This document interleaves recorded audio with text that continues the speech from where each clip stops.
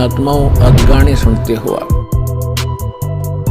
या फिल्म देखते हो टीवी पे या मोबाइल में, या बकवाद देखते हैं, सुनते हैं किसी चुटकुले वगैरह, घर में एक दुर्घटना घट जाए, आप सुन के दिखाइए उसने, वो फिल्म का गाना सुन के दिखाइए फिर।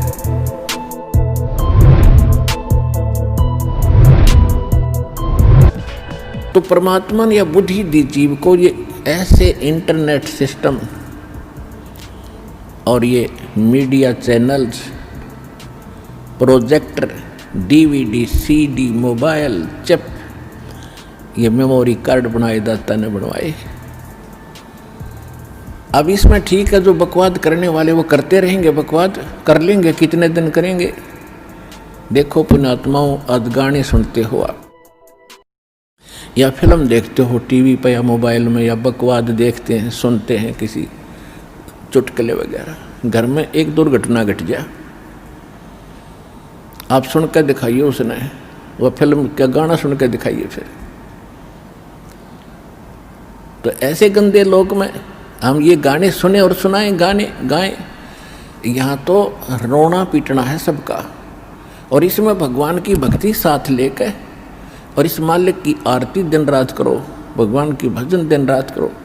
ठीक है, कोई दुर्घटना घट भी जाता, मालिक की भजन नहीं छोड़े, आरती इसी तरह करता रहे, इसमें बिल्कुल बंद नहीं करे, क्योंकि दुख हल्का भगवान ही कर सकता है। उसको रोते रोते भी मालिक ने याद करे। तो कहने का भाव ये है कि इस गंदे लोक में हम भूल जाते हैं, किसी के घटना घट गई, हम एक औपचारिकता करने जाते हैं वहाँ पर, अगर वो हमारे आया था और हम नहीं गए तो वो दुख मानेगा। बस वहाँ थोड़ी सी देर बस पूछ लेते हैं कैसे हुआ, क्या हुआ, बहुत बुरा हुआ, बाहर आते फिर वो सैर सपट्टे अपने जो के तो रहते हैं। जिसके लागे सो तन जाने, और यह सब क्या लगेगी, किसी के पहले लग जाएगी, किसी के बाद में लगेगी। या तो कोई नहीं बचेगा इस मार से, काल के कोल्लू में सब पड़े हुए हैं, और एक दिन इसके पाठ के नीचे आपने आना पड़ेगा। परमात्मा कहते हैं चलती चक्की देख के और दिया कबीरा रो, और दो पाटन के बीच में साबत बचा ना कोई। चक्की के बीच में चक्की चल रही है पत्थर की, उसमें कणक डाली जा रही है, कहते दो पाटों के बीच में, इस काल और माया के बीच में आपको पीसा जा रहा है, इसमें साबत कोई नहीं बचेगा। फिर कहते हैं कि किले से लागा रहे ताका नाश न हो।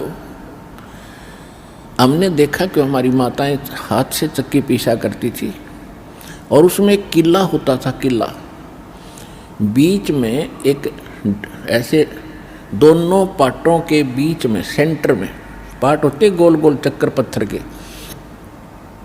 उसमें एक तो डंडा सा लगा होता था उसको घुमाने के लिए, और एक उनके सेंटर में एक सुराख सा होता था, उसमें एक लकड़ की ऐसे गोल सी लंबी लंबी सी एक लगी हुई थी गुटका सा, और उसके चारों तरफ उसके खाली स्थान होता था, उसको किला बोलते थे।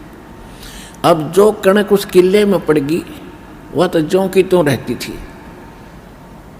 उस पर उन दोनों पाटों का असर नहीं होता था, और जो उन दो पाटों के बीच में आ गई वह सारी पीस दी जाती थी।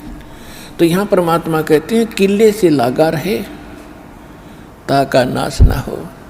तो हम परमेश्वर कबीर जी के साथ लगेंगे, ये किला है इस काल के चक्की के बीच में, और जो परमात्मा के संपर्क में इसके निकट आ गया, फिर काल के इस पत्थर यानी दोनों पाटों से बच गया।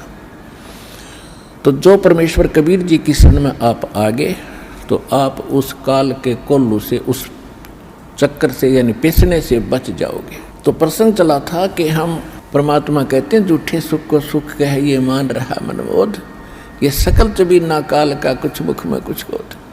तो परमात्मा ने ये आग पहले नहीं लगने दी शिक्षा की, और कितना प्यार, कितनी